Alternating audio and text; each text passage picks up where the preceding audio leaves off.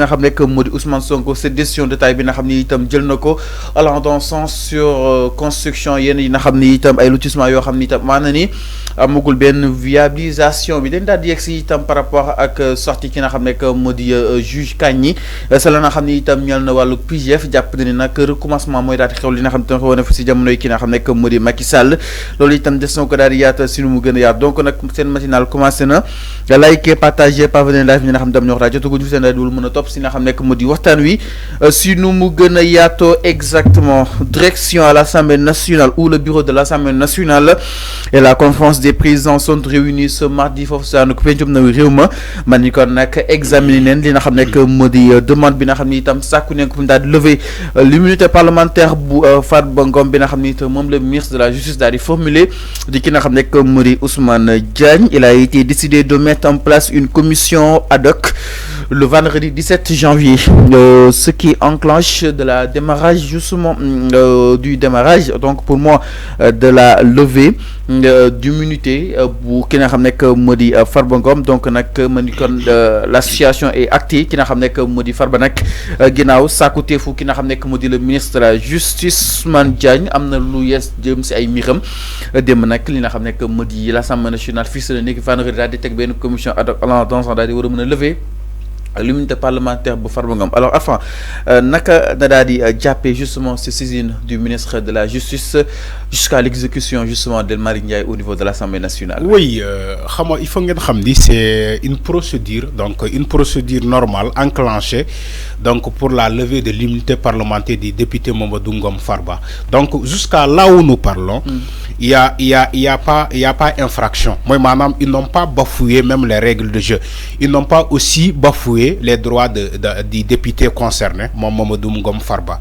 Donc dégg naa même ci nit ñi di waxati ay mode fast track, mais heureusement même le vice-président Amadou Ba Pastef, le vice-président de l'Assemblée nationale, il a dit même on va pas procéder au mode fast track, mais plutôt on va respecter la procédure normale.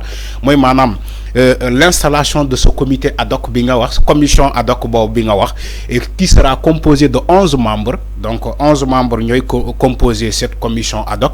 Commission ad hoc bi, je crois, selon les informations, suba la ñuy réunir le jeudi. Donc ils vont entendre d'abord le député. Donc demain à partir de 10h, la commission ad hoc. Donc suba amaan na retrouvailles. Voilà. La commission ad hoc moom mooy njëkk a déglu le député Farba Ngom balaa ñu dem le vendredi ci la séance plénière. Donc la procédure est en train d'être respectée normale. Donc xëyuñu tey ñu ne dañuy dem directement le vendredi 17 ñu dem ci séance plénière, mais plutôt la commission ad hoc qui sera composée de 11 membres moom mooy njëkk a entendre d'abord le député Farba Ngom ñu laaj ko ay explication mu wax bu fekkee doy na leen wala doyu leen ñu doog a yóbbu affaire bi ci la séance plénière. Donc il y a un mécanisme élaboré au niveau de l'Assemblée nationale conformément à la loi organique bi tënk Assemblée nationale, conformément aussi au règlement et les exigences du règlement intérieur de l'Assemblée nationale. Donc ñu ngi respecter la procédure normale, donc c'est pas un scandale. Dégg naa ay nit di wax ni que oui, la politisation même de la levée d'immunité parlementaire du député Farba Ngom est en marche, parce que gis na ay nit di naan oui, Ousmane Sonko, voilà, la justice veut faire donc comment plaire à Ousmane Sonko, alors que c'est pas ça, c'est pas la justice.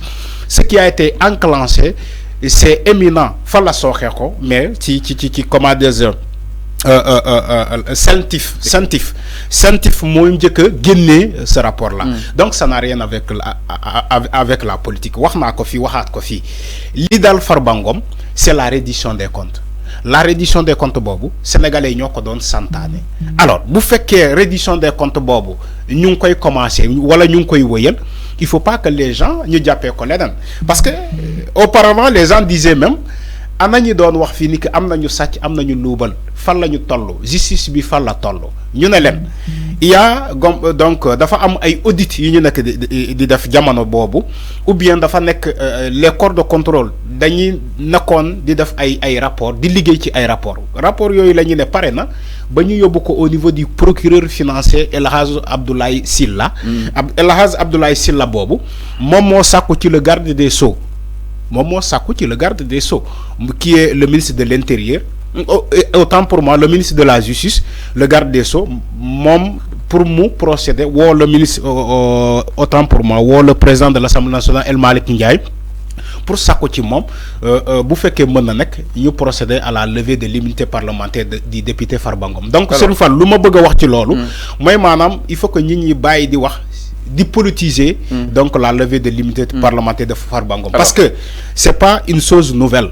C'est pas une chose nouvelle.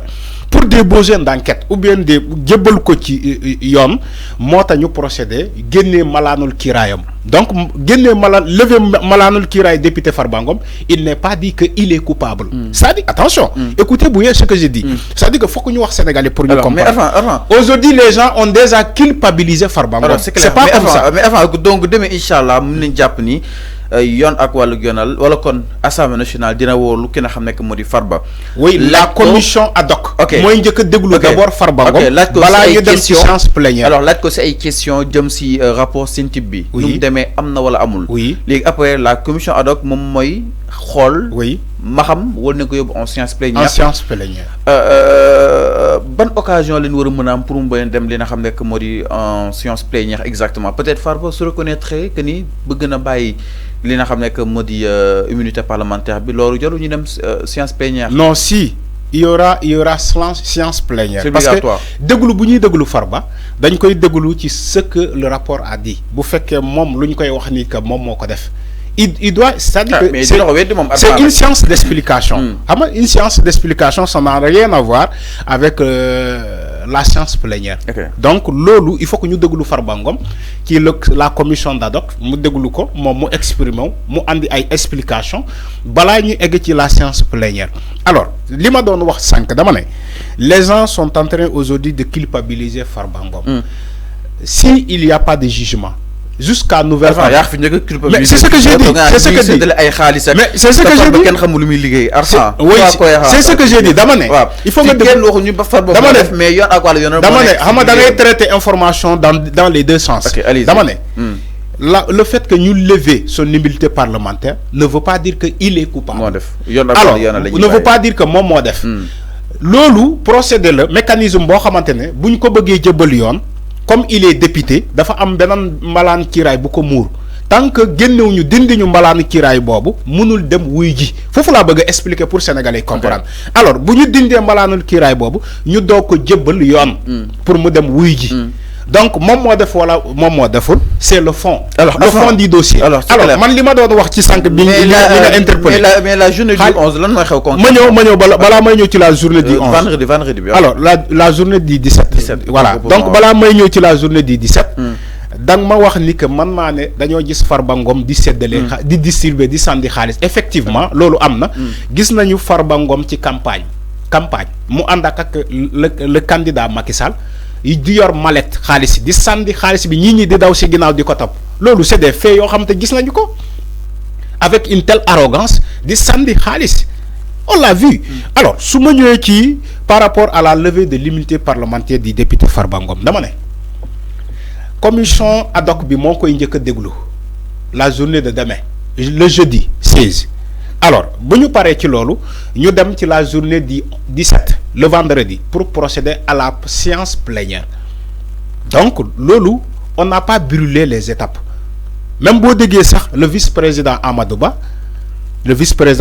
de PASTEF il l'a dit clairement toutes les étapes seront respectées toute la procédure normale sera respectée donc duñu procéder comme jamono Macky Sall député Macky Sall yi lu ñu doon def fast track mooy gaawantu dindi ñu brûler ay étapes même pour def ay fast track ñoom ñu ne duñ ko def ils vont respecter tous les droits de Farba Ngom ils vont respecter la procédure normale que un député bu ñuy simi malaanil kiiraayam fu ñu war a jaar ak moom respecter ko correctement ba ñu egg ci procéder ci la séance plénière loolu dinañu respecter toutes ces étapes là donc loolu il faut que ñu wax ko sénégalais pour ñu comprendre ñi jël dossier boobu di ko politiser dégg naa Aïssata Tall Sall di wax ci loolu dégg naa ñeneen même ñi faree ci takku wàllu dégg naa leen ñii ne ñoom ils vont aller se manifester dañuy regrouper wu ci siège APR pour waajal combat bi c'est pas un combat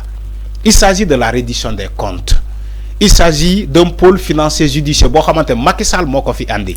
donc bu ñu naree meree nañu meree Macky Sall lépp lu ñu fi procédé jamono bii ni Macky Sall moo ko fi bàyyi ba pare dem. CENTIF kan moo ko nommé. kan moo installé les membres de CENTIF. c'est Macky Sall. kuréel la boo xamante ne Macky Sall moo ko organisé moo ko créé Sénégal Macky Sall moo ko installé. c'est clair ñu ñëw si ay. cette cellule nationale de traitement des informations financières Macky Sall moo ko installé. Macky Sall moo installé pôle moo créé le pôle financier judiciaire léegi où est la politisation de ce dossier.